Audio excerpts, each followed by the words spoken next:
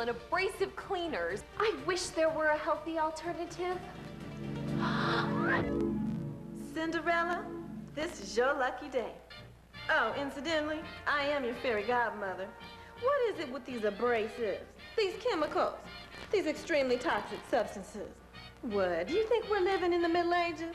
You don't need those. You can use natural cleaners. But Mr. and Mrs. Charming are coming to visit. I have to make sure this place is spotless. Natural products can clean your home as well as these commercial products.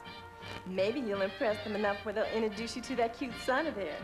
This abrasive powder has bleach and other irritants in it. A little baking soda. Perfect all-purpose alternative. It cleans and deodorizes floors, countertops, tiles, and other surfaces. But what about the rest of the house? I have hundreds of mirrors to polish.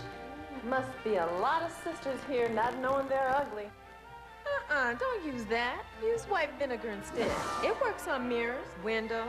In fact, it works on all glass surfaces.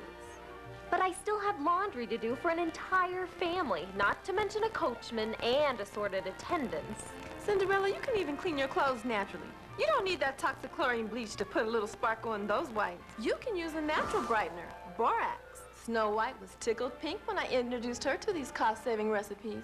And the best part is, these products are available in any supermarket. They're cheaper than chemical cleaners, and they don't turn into toxins at the stroke of midnight. Great. Now can you find me a handsome prince? No problem. Now this is what I call an effective alternative cleaner. You've just spent 2 minutes on Earth. Thanks for taking the time. Major funding provided by the U.S. Environmental Protection Agency.